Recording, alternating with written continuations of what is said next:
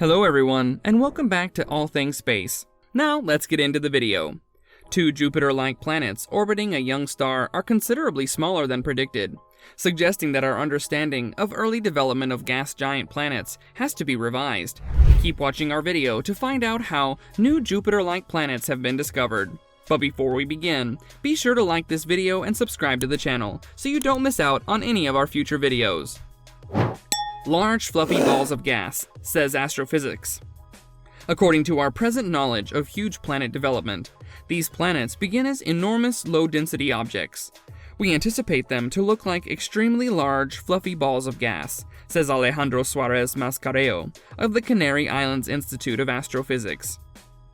The planets are then projected to gently shrink over a few 100 million years until they reach their ultimate size, which is approximately comparable to Jupiter or Saturn in our solar system. These predictions have gone unproven until now, owing to the difficulties of monitoring newborn planetary systems. V1298 Tau, a newborn star that is just 20 million years old, has provided astronomers with a unique glimpse into the birth of gas giants.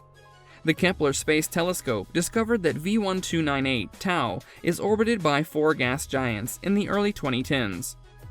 Between April 2019 and April 2020, Suarez Mascareo and his colleagues followed up on the finding by monitoring the star and its planets. The researchers discovered that the two outermost planets, V1298 Tau B and V1298 Tau E, possess traits that they hadn't expected. Their masses are 0.64 and 1.6 times Jupiter's, respectively, while their radii are 0.868 and 0.735 times Jupiter's. This indicates that the two planets are considerably smaller and denser than the researchers had anticipated, implying that they contracted quicker than our present theories predict. The perplexity of the new planets. It's uncertain if these traits are typical or odd, since this is one of the first extensive examinations of such young planetary systems, adds Suarez Mascareo. It's possible that our knowledge of the development of large planets is incorrect.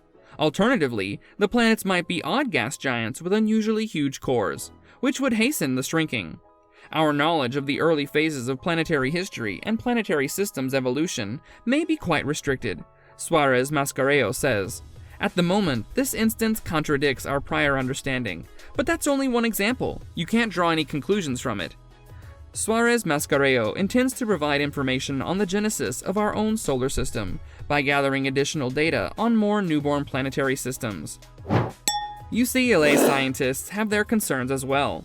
An international team of astronomers, including 6 UCLA scientists, has identified a planet 100 light-years distant that looks like a youthful Jupiter. The finding was published in the online edition of Science on August 13th.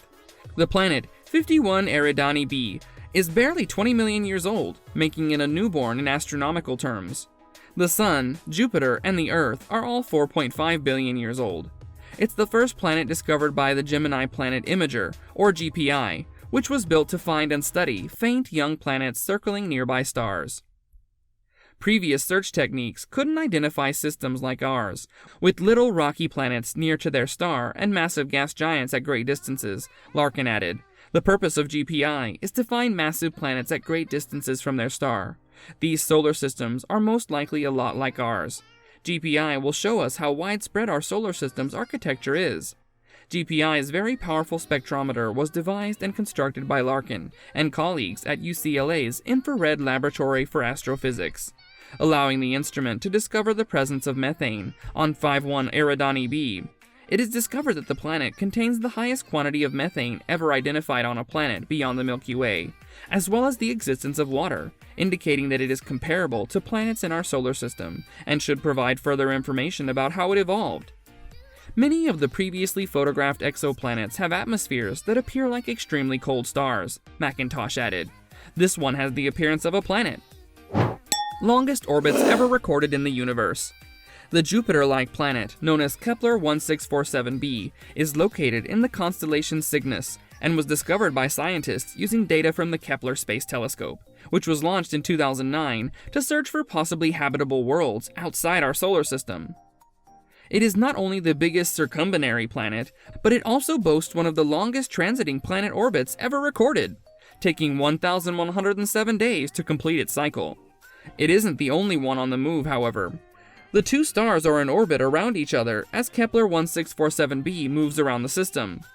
The stars eclipse each other every 11 days, so it's called a clock, said Veselin Kostov, principal author of the new NASA Goddard Space Flight Center study.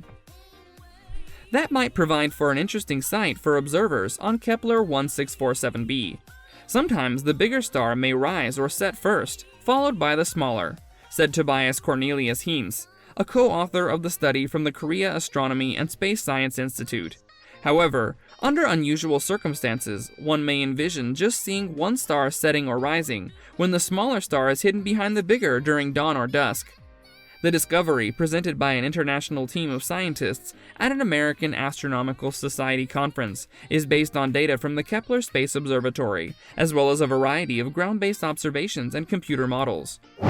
One of these planets may be larger than the Sun. Kepler 1647b circles two stars, much like Luke Skywalker's home planet of Tatooine, making it the 11th planet discovered using that method. While one of the stars is somewhat smaller than our Sun, the other is 20% bigger in mass. The brightness of the two stars dims as they circle their other, a process seen by the Kepler Space Telescope. A slight decrease in light intensity may also be seen when a planet passes in front of the stars. You can imagine that if you move something dark over something really brilliant, the quantity of light detected will diminish a smidgen, Kostov said. However, he said that the planet's orbit, which is little over 3 Earth years long, made discovery difficult. Just 3 transits were spotted by the Kepler Space Telescope during a 4-year period. It transited just one of the stars the first time, and then it transited both of them 3 years later, he said. The scientists found that the two stars circle each other every 11 days, based on ground-based observations by both professional and amateur astronomers. Kepler 1647b was discovered to circle the two-star system every 1,107 days, at a distance of 2.7 times the Earth distance from the Sun. According to Heinz, the Kepler 1647b's extended orbit, when compared to comparable previously detected planets, supports the notion that such planets originate at great distances from their stars, and subsequently spiral inward. Are any of these planets habitable? The scientists also discovered that Kepler 1647b is located inside the habitable zone of the double Sun system, which is the distance from the stars at which liquid water may exist. Kepler 1647b was discovered to be a gas giant equivalent in size to Jupiter, therefore it's unlikely to have life as we know it. However, Heinz argues that there are alternative options. One possible spot for life to exist in this system is if Kepler 1647b is orbited by a moon, since that moon would constantly be in the habitable zone, he said. Many scientists have dubbed it better than Earth for life as well. Furthermore, he argues that his calculations have shown a new path to pursue. There is an area between the two stars and the planet Kepler 1647b where an Earth-like planet may be on a stable orbit for billions of years, Heinz said. We couldn't find anything, but it's plausible. The search for planets outside our solar system, according to Kostov, is about to become much more intriguing. NASA's Transiting Exoplanet Survey Satellite, TESS, will be launched next year, and it will scan hundreds of thousands of stars for evidence of orbiting planets. There are lots of riddles, Kostov remarked. We're just scratching the surface right now. That brings us to the end of the video. Don't forget to subscribe to our channel and hit the bell so you don't miss out on future videos. If you enjoyed the content, then do leave a like. So until next time, take care and goodbye.